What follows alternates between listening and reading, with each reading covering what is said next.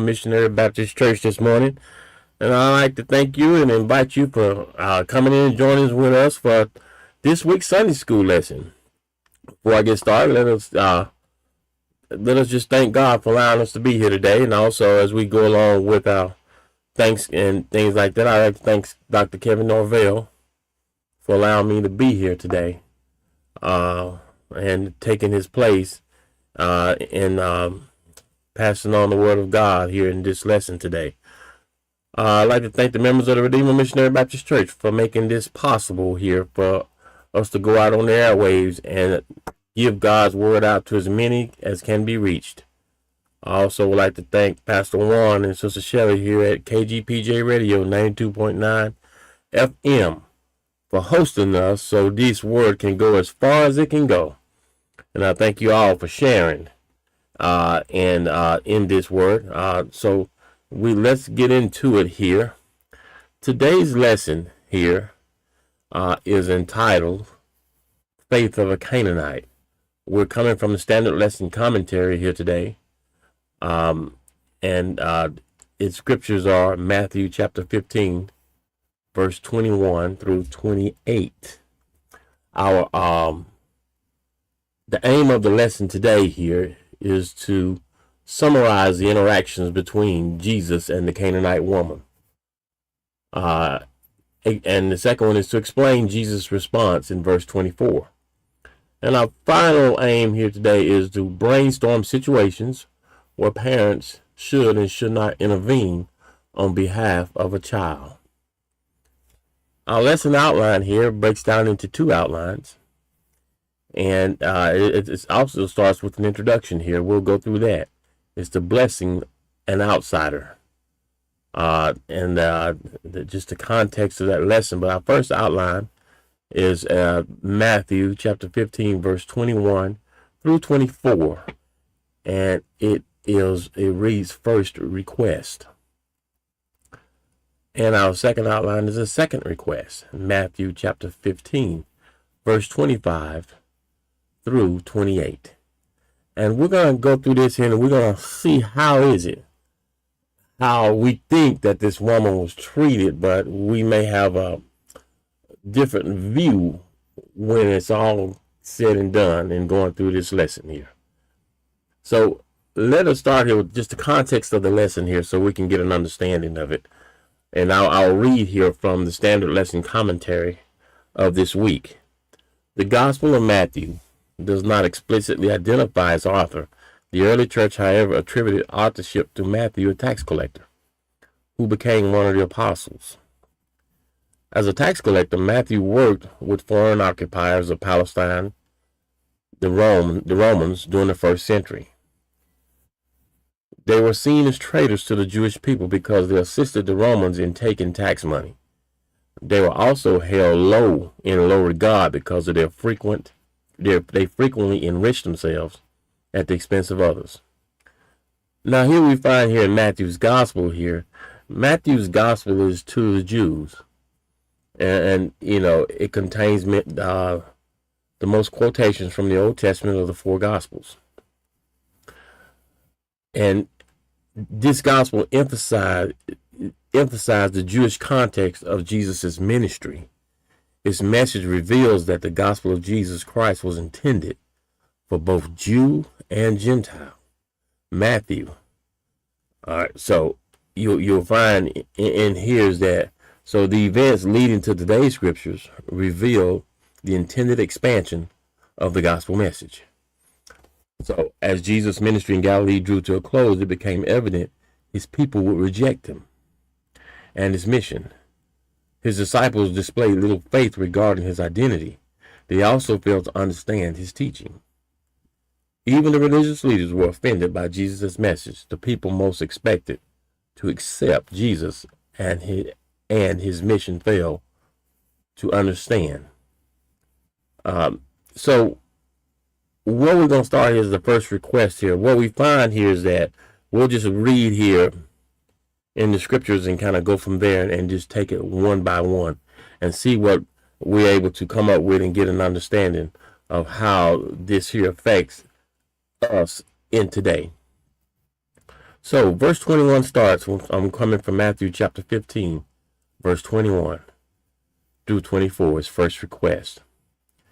It's entitled A Woman's Mission. Verse 21, leaving that place, Jesus withdrew to the region of Tyre and Sidon. So I'm going to continue to read, and then we'll come back and study from that point. A Canaanite woman came from that vicinity to him, crying out, Lord, Son of David, have mercy on me. My daughter is demon-possessed and suffering terribly. Jesus did not answer a word. So his disciples came to him and urged him to send her away, for she keeps crying after us. He answered, I will send only to the lost sheep of Israel.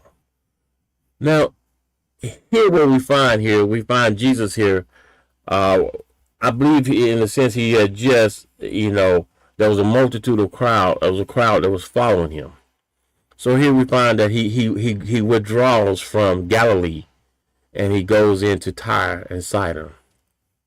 These two areas here are really, Tyre is like northern, I would say southern Lebanon, but the northern part of Israel, or what have you. So this area here is a Gentile area.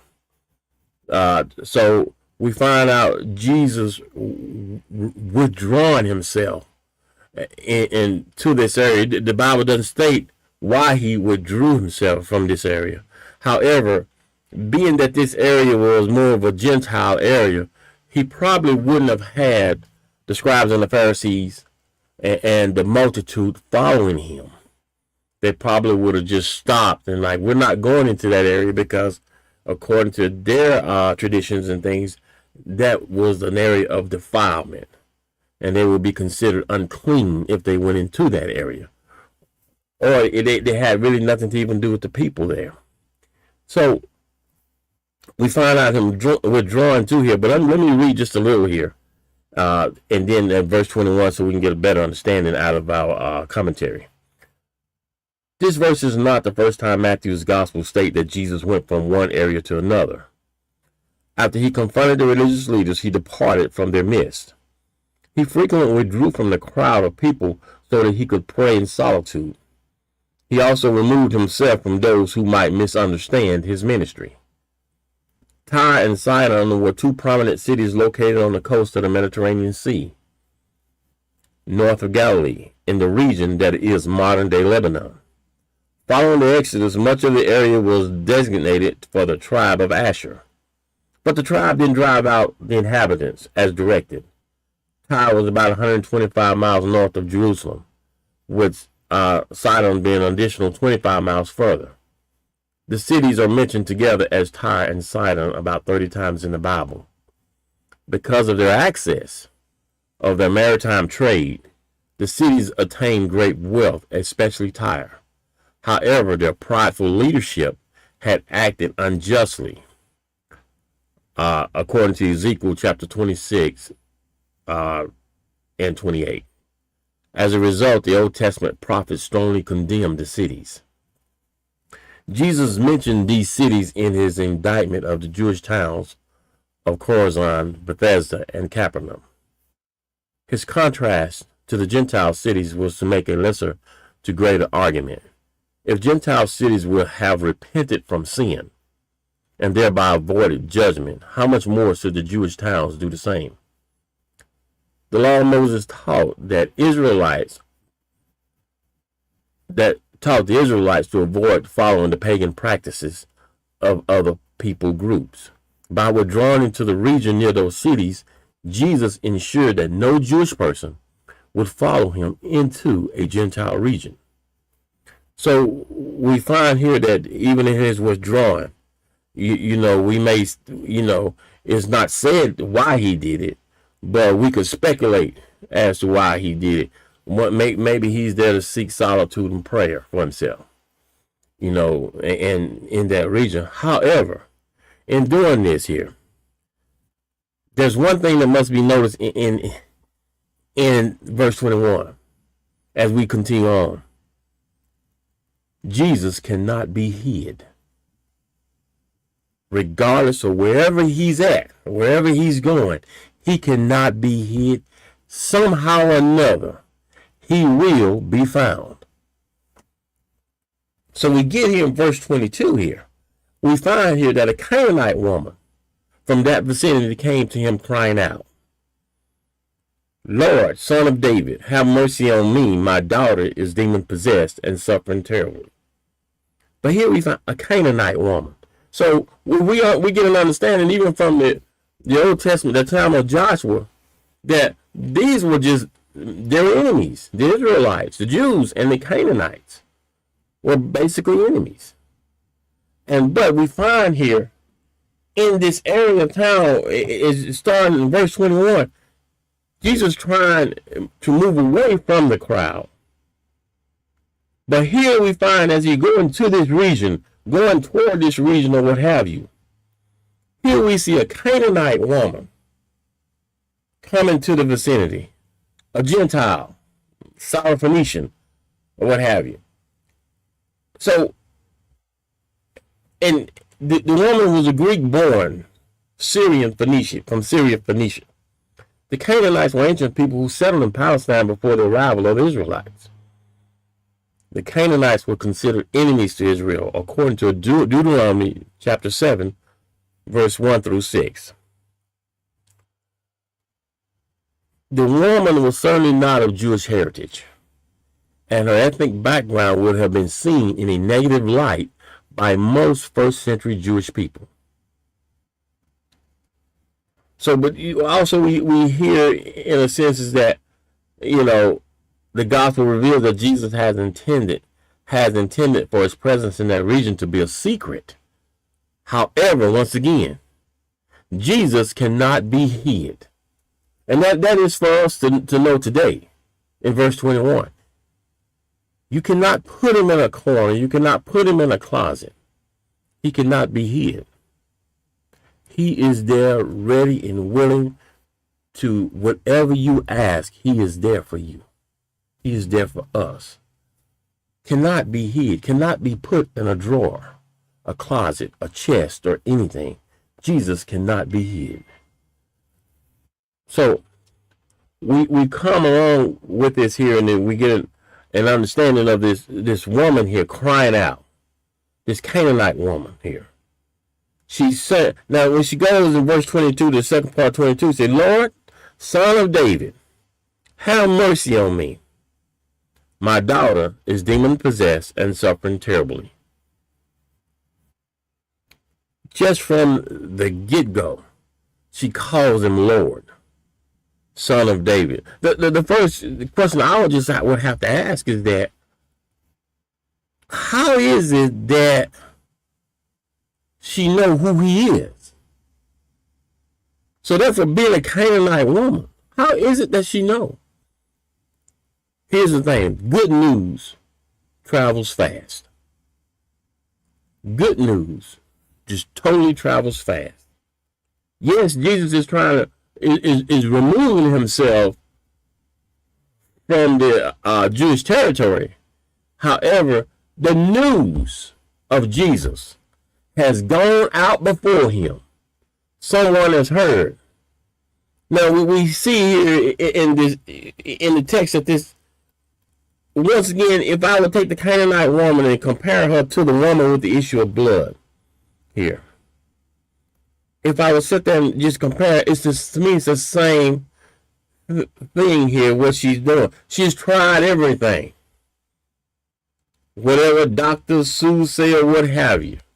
She's tried everything. But her daughter continues to be suffering from a demon.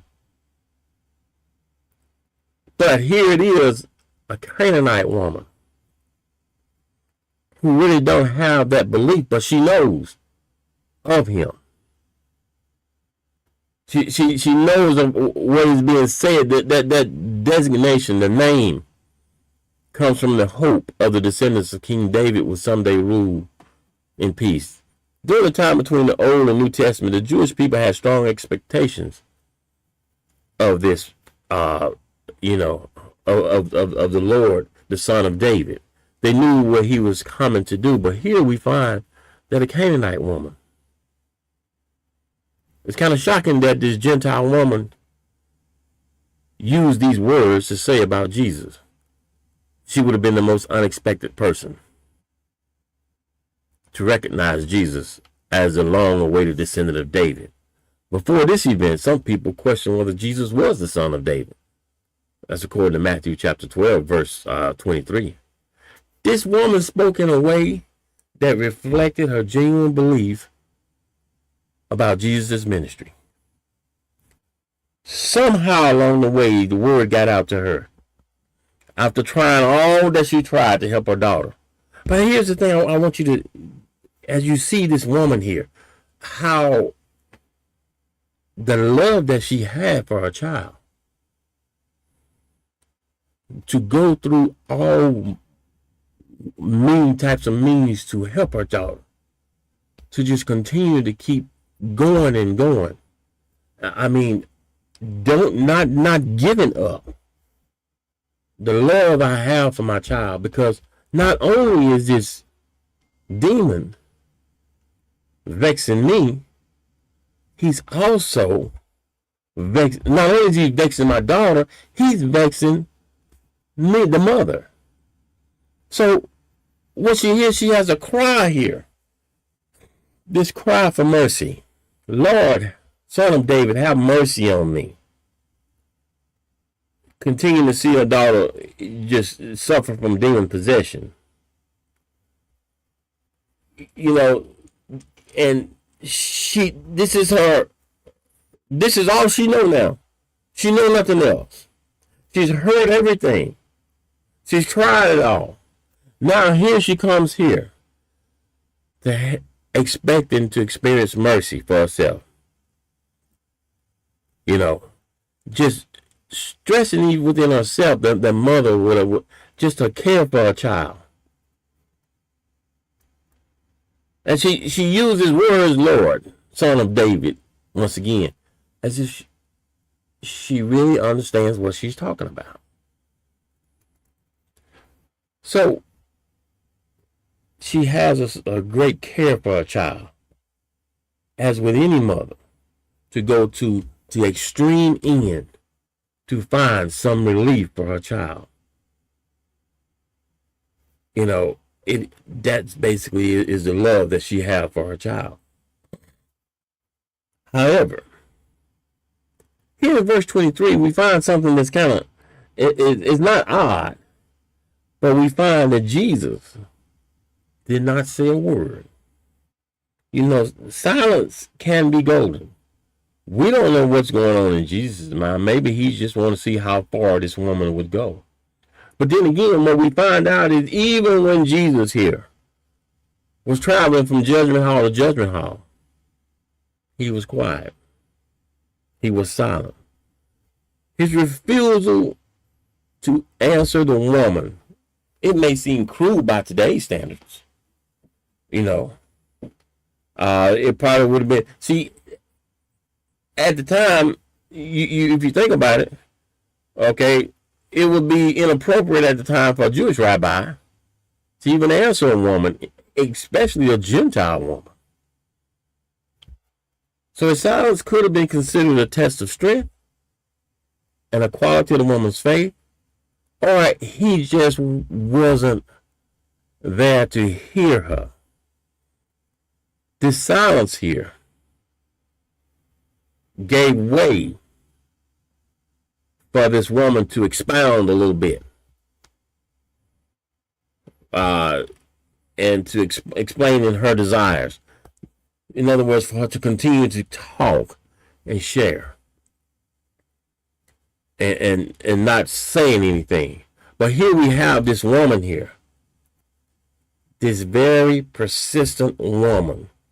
Now, in terms, we need to understand her persistence. The same with the woman with the issue of blood. We find that this persistence that she has is going to pay off. And for us to get that, that's something that we should gather when we go to God in prayer, is to be persistent. Yes, we may not get our answer right then and there, but we continue to persist and persist on it and continue on with it. But here we find, I use this term here, the squeaky wheel always get the grease. So again, the second part of verse 23, the disciples came to him and urged him, send her away, because she keep crying after us. Now, I see, now she's becoming a nuisance to the disciples. But here, the disciples are asking her to send her away. Now, I wonder, are the disciples saying, go ahead and bless her so she can be on her way, or just get rid of her? They did not address whether Jesus should grant her request. Instead, they wanted the woman out of their way. They did not think she was worthy of Jesus' aid because she was a Gentile. Or was it how she was crying after them that led them into their dismissive attitude? Either way, the disciples wanted to get rid of this woman, considering annoying this distraction. But I still got one more thing that I see in 23, the second part of 23. And maybe it's just me seeing this. So the disciple says, came to him and urged him to send her away. But the latter part of that, for she keep crying after us. When that word us. My point here is that what can the disciples do? She's not calling on them. She's calling on the one and only Lord Jesus. That's what she's calling on. And I often, I'm not going to linger too much on that, but I just see it. She's crying after us. What can you do? Other than all you can do is pray. So, here in verse 24 here, we begin to get into an answer here where Jesus speaks. Now, we could just assume that he's speaking to the disciples. And this is what gives an indication that maybe the disciples wanted Jesus to go ahead and bless her and send her away by this answer. Jesus said in verse 24, he answered, I was sent only to the lost sheep of Israel. Now, he did not send the woman away as the disciples requested. The text here is unclear regarding whom he answered. However, we find out in these words here, what is Jesus' primary mission? It's focused on the people of Israel. They were the lost sheep without a shepherd. That is right then. In other words, the message was not yet for the Gentiles. It was for the Jews. So his answer is, I was sent only to the lost sheep of Israel. That's what the message was to them. So Jesus came as a shepherd for the people. He provided spiritual care and guidance, like a shepherd caring for sheep. This is Jesus' mission. And you may see that he is totally focused here. I'm only sent to do this. Not to dabble into other things, but to do this. The mission was first revealed to the people of Israel. God's blessings will be offered first to them. Then through them will blessings be available to all people. That's according to Genesis chapter 12, verse 1 through 3, and Isaiah chapter 42, verse 1 through 7. Let's just say here that we know here his answer was, this is where I was sent to, the lost sheep here of Israel. And we must be able to get the understanding of what is it that, we will have to explain why wasn't he sent to everybody? Here today, he has been sent, and he is still here for everybody. That is the good news. That's the gospel. Now, in this time here, while he was on his earthly mission, his original purpose was to be sent for the lost sheep, to find the lost sheep of Israel. That's what his whole mission was to do. Matthew's gospel is not conveying an anti-Gentile sentiment. The Old Testament prophets proclaimed that the Messiah's mission would include Gentiles. And this is according to Isaiah chapter 19, verse 16 to 25. With a few exceptions, Jesus' earthly ministry focused on the people of Israel. He acknowledged that his mission would reach Gentiles. So, in the first section here, what we find is that we just to review, just right here, we find in verse 21, Jesus leaving the Galilee area and headed to the region of Tyre and Sidon. However, as we continue to read in verse 22, what we do is a Canaanite woman from the vicinity came to him carrying. If Jesus was trying to get away from the crowd, if he's trying to move for some rest, therefore we find out he can't. Because Jesus cannot be hid. Because here we see a Canaanite woman of Gentile descent, Syrophoenician, have heard something about this Jesus. And she has a problem with her child. The love that she has for her child. We don't know how far she may have walked to find Jesus.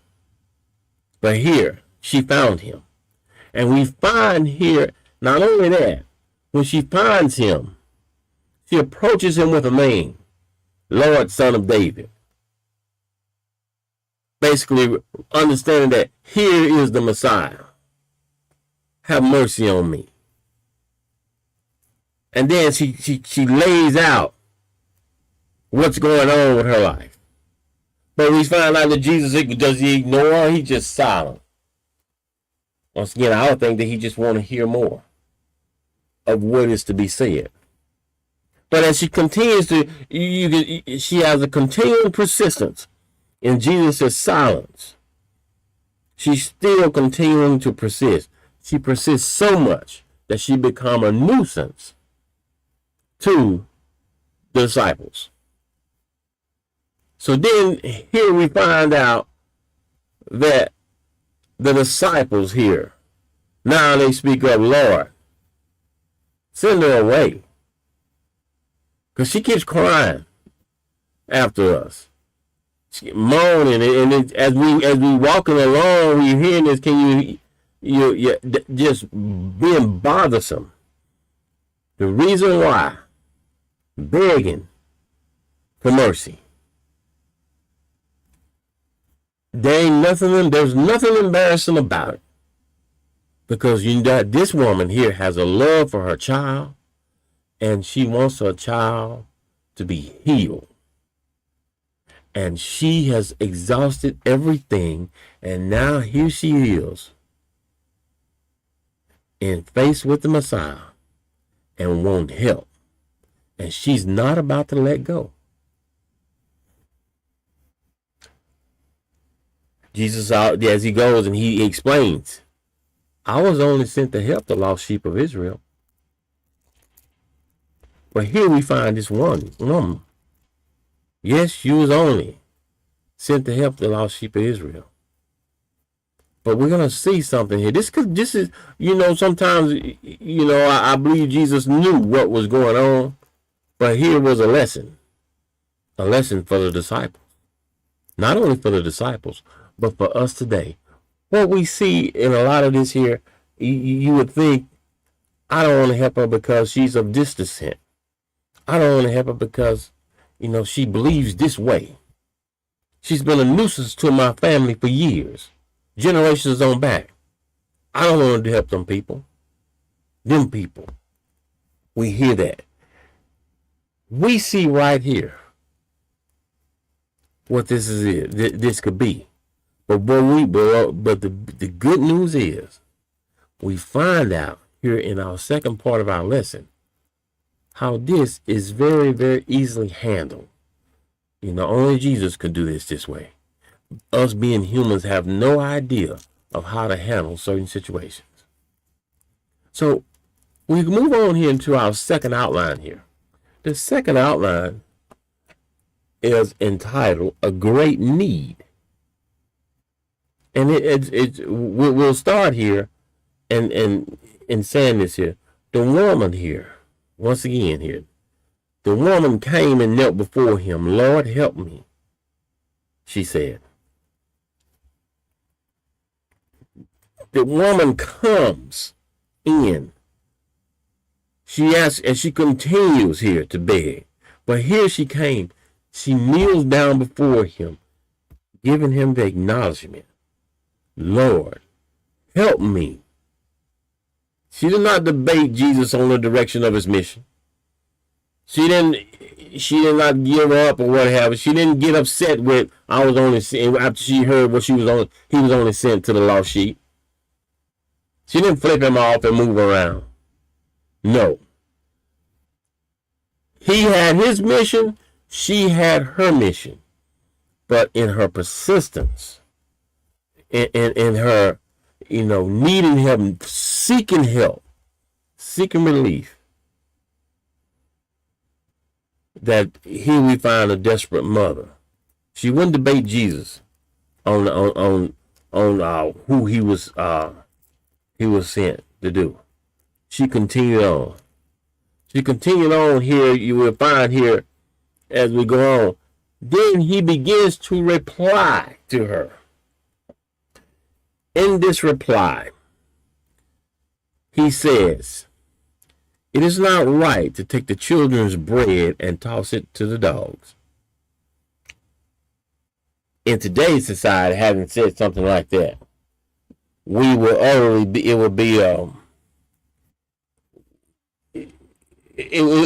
have made the woman so mad and upset, she wouldn't know how to react and handle. We wouldn't know how to react and handle ourselves.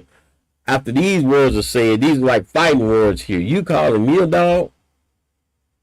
And then every word, whatever would come out of a person's mouth in today's. But what we find out is that this woman knows where to go and find help, and she is focused here on the help. Jesus replies that it ain't right to take the children's bread and toss it to the dogs. It's not right for me to pass out the blessings to the dogs. Not take the children's blessings and give it to the dogs. It ain't right for, you just think of a father standing around a table with his family. Does he feed the dogs first? Or does he feed the children first? Once again, now, we're talking about this dog. We're talking about like little pet dogs now. At the time, large dogs were seen as, this word dog is in this day and age, in that time of Jesus' time, were considered unclean, nasty. But here we're talking about, it's like a little pet dog. So a father in the house will not feed the dog first and then feed the children. So I'm going to read him a little commentary here as to what it says. Jesus responded with a metaphor to the woman's request for help. The statement highlights that the bread is given to the children of the household first and foremost. It is inappropriate for sustenance to be handed out to the dogs when it would deprive the children Most of the scripture references to the dogs carry a negative meaning. Unlike today's house pets, in biblical times, they were scavengers. When we read this text, we might feel that Jesus spoke harshly to the Gentile woman by comparing her to a dog. But a study of the verse that follows may cause us to conclude otherwise. In this statement, Jesus highlighted expectations regarding the order of the mission of God. Some Jewish people consider that the Messiah's mission came first and foremost to the people of Israel. Therefore, it would have been inappropriate for Jesus to do anything concerning this Gentile woman. Now, Jesus has said this here. But let's watch here in verse 27 here. Let's get a real understand how the Gentile woman, you could say, clap back or what have you, or respond or what have you. But you see what's really in this woman. She's on a mission. She knows who can help her with her child. She knows this. She is not about to be offended. She's not offended with what he says. But she comes back with her answer. And you could say it is a very a sense of it's an educated answer, but it's a true answer. And I'll show you how truthful it is. She says here, yes, Lord. Yes, it is, Lord. She agrees with him that it's not right to take the children's bread and toss it to the dogs. She agrees with him it's not right to take the blessings of Israel and give it to the non-believer. She agrees with it. Yes, she says. But then she goes on and she says, even the dogs eat the crumbs that fall from their master's table. So therefore, the dog is on the floor. And the crumbs, the blessings that fall from the table, the dog enjoys well. So all what she is asking for is just the crumbs. Lord, the crumbs would be good enough for me. Is what she's asking for. In saying that. Knowing here, yes, what he said is true. However, she says, even the dogs eat the crumbs that fall from the master's table. So, the Gentile woman accepted that Jesus was sent to Israel. But she did not accept that he was exclusively sent to Israel. And she did not take Jesus' answer as a no. Instead, she built on his words, pointing out that the dogs did not have to take the food from the children in order to receive the blessing of the crumbs. She ain't asking for a lot. I'll choose it like I'll take the crumbs. I will take the crumbs.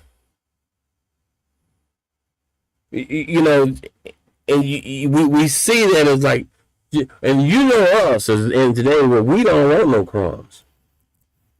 We don't even want the crumbs to fall from the table.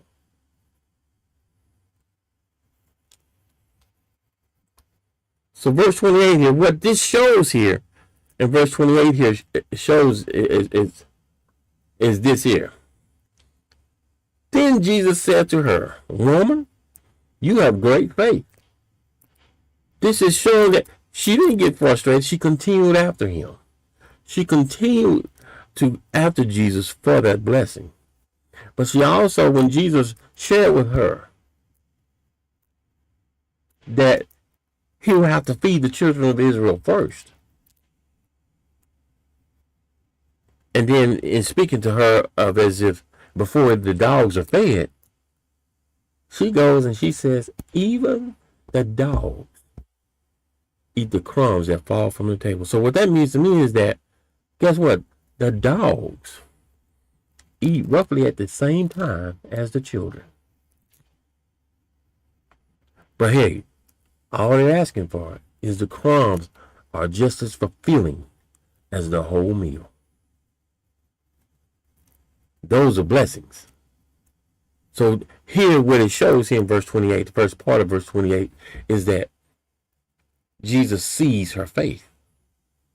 She didn't give up. She didn't get a nasty attitude or anything. She come for a purpose. And she was not going to disappoint. She was not going to embarrass or felt embarrassed or whatever. She needed something from Jesus. And she acted appropriately. Began to worship him. And things like that. Falling on her knees. Begging, Lord, help me. And,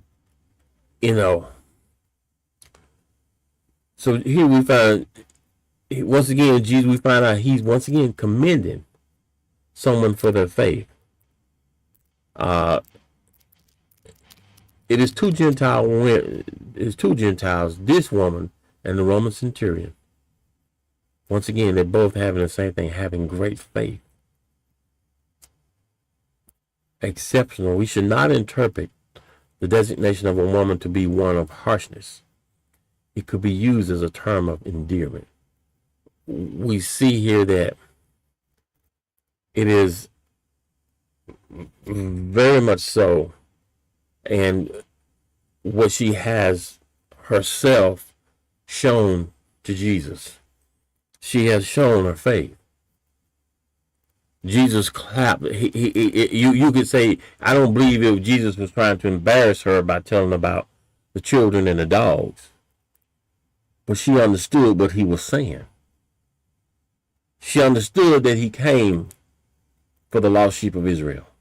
She knew that all along, but she knew he could help her. Being a Gentile, her time hadn't came yet. She couldn't wait until he had exhausted, he had spread the good news to the Jews. She couldn't wait that long. She had to have relief now. And when she came to him,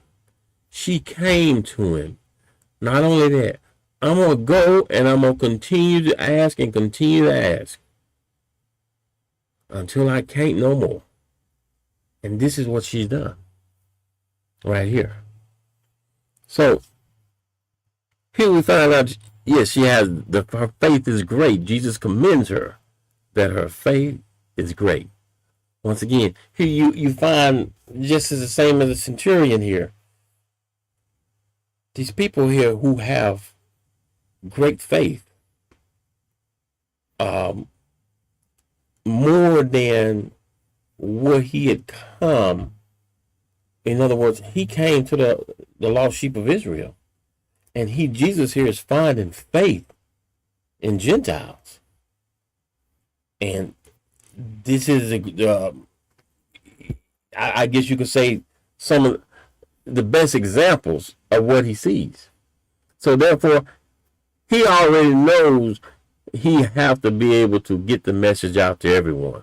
It was designed for the message to go to Israel, and Israel would have been the nation that would have shown the world of God. But somehow or another they rejected him. So then he had to bring it to the Gentiles. That's the great news here.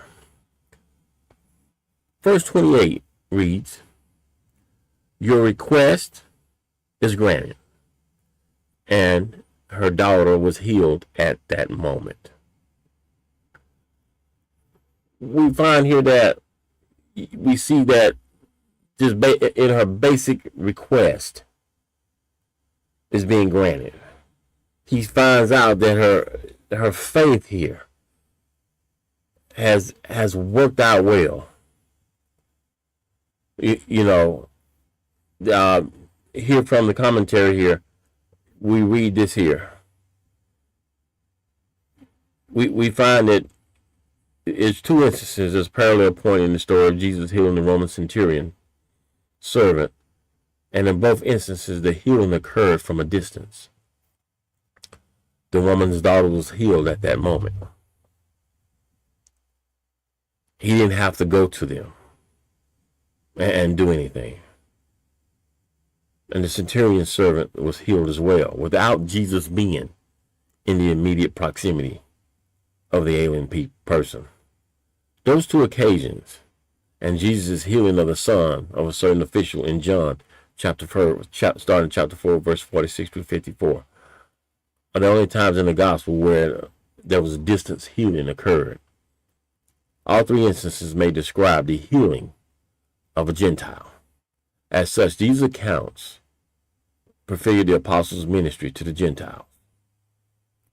And in this today's lesson here, the ultimate lesson, the outsider, to a first century Jewish audience, she was aware of the biases against her.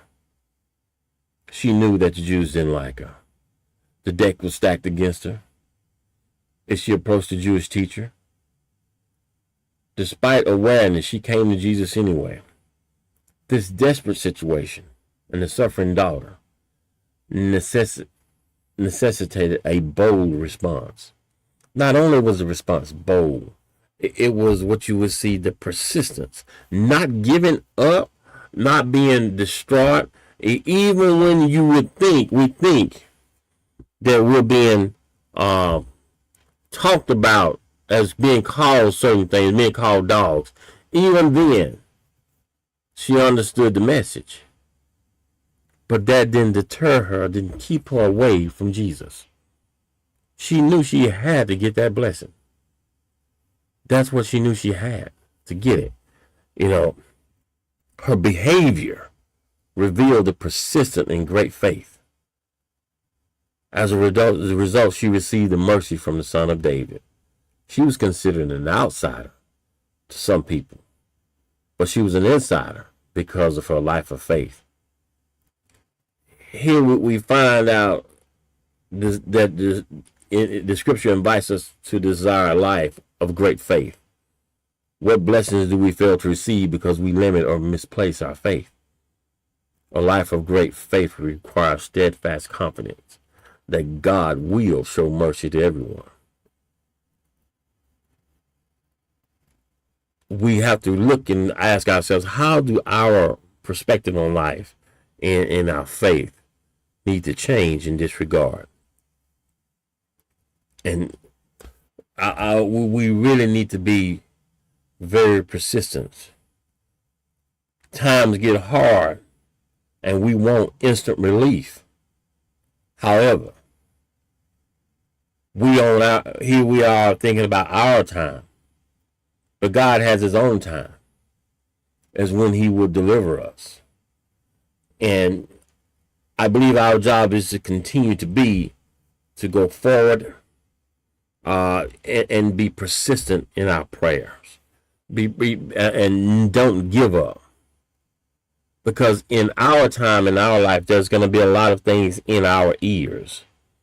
Not only from television, from social media, what have you. People telling us how they did it. But here we must understand is, how are you doing it? You know, and the one thing is that we can't go off of how others was blessed or what have you. Because the blessing that God has for us is just for us. Whatever that blessing is. It is for us. When he gives it to us, it is for us. It is not going to be the same for everyone. Whatever we go through, whatever we ask for, let that be for us. And we need to be in a position where we need to continue to read and pray. Read our Bibles and pray. Build up on our faith. Don't be so quick to be offensive when things are not going the way we want it to go. We see this in this story. She could have been quickly offensive, got mad and turned around and did what she wanted to do and went back home to the same situation. Could have. But we find out the love for a child, the love for a daughter, would not let her quit, would not let her be offended. her focus here was for her child. But not only that, she knew who she could go to. She has heard of him. And now here he is close to her region. She's heard of the movement coming. And she says, I must go out and meet Jesus. Because I've dealt with doctors and everyone, whatever just came about my daughter. There's no help. Even my neighbors are sitting back talking about me. Not even offering up a word of prayer. But talking about me. Trying to find out what is it that I did wrong. What is it that my daughter did wrong.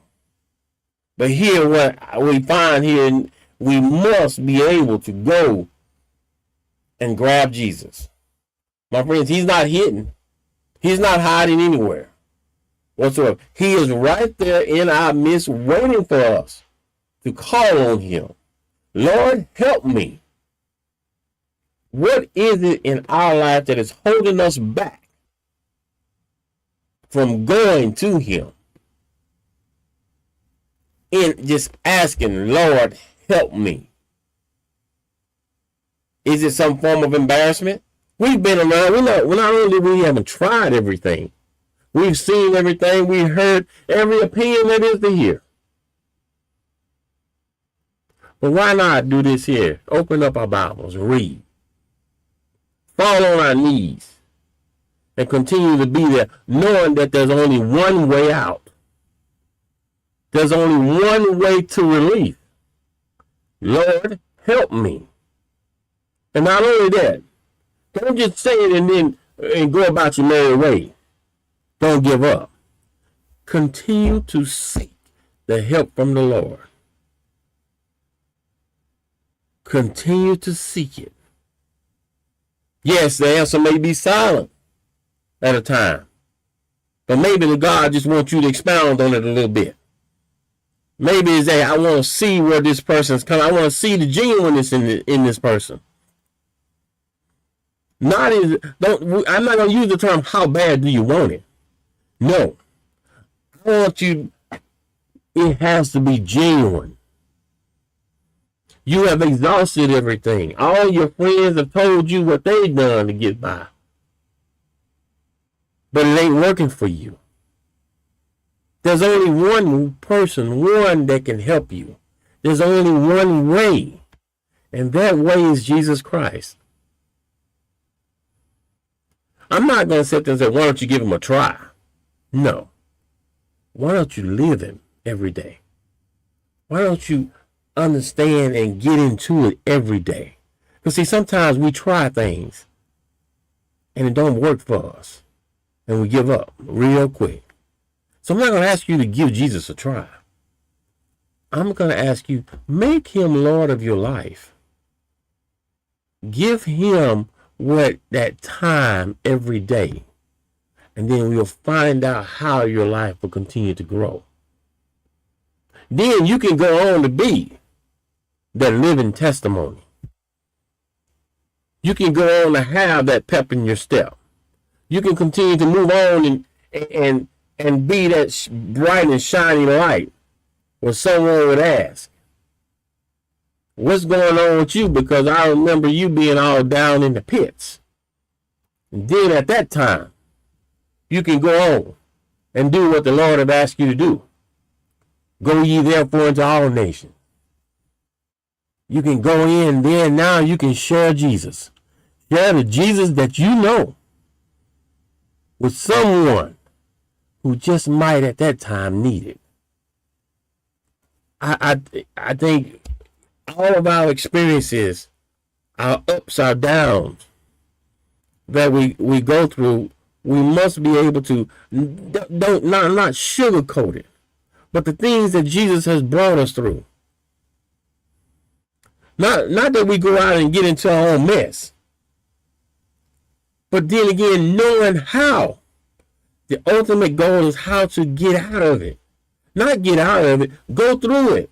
Not only when we go through it, learn from it. Learn from what we have gone through.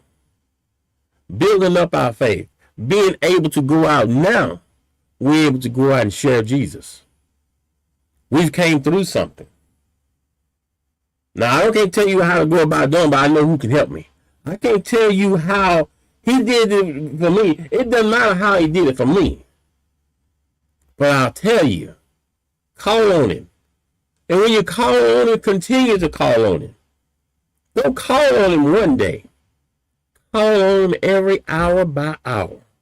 Continue that for the rest of your life here on this earth. Continue to do that. And we will find that we will be that vessel that's going out and pouring out what we have into those who are around us and who we see. Pouring into someone. Not just stuff that they ain't no help, that of no value. Pouring Jesus Christ into someone. That's where we really and truly need to be as we go through our storms. Knowing that he is there. But in this lesson here, once again, we find out the persistence that this woman had. The love that she had for a child. And knowing there's only one answer. After all the answers we went through, there's only one to go through. I hope and pray that we've gotten something from this lesson today. And once again, we're coming from the Standard Lesson Commentary for this coming Sunday, which is April 28th. And the lesson being entitled here for what we would say, Faith of a Canaanite. And just seeing this here in all of this, there are many stories of persistence. It is speaking to us of this day, being persistent about what the Lord can do. We are the Redeemer Missionary Baptist Church. I'm Deacon Charles Watkins, and I thank you for watching us today. And I hope tomorrow that you have a great day in the Lord. And we're located at 104 Texas Street, Lancaster, Texas. I thank you very much.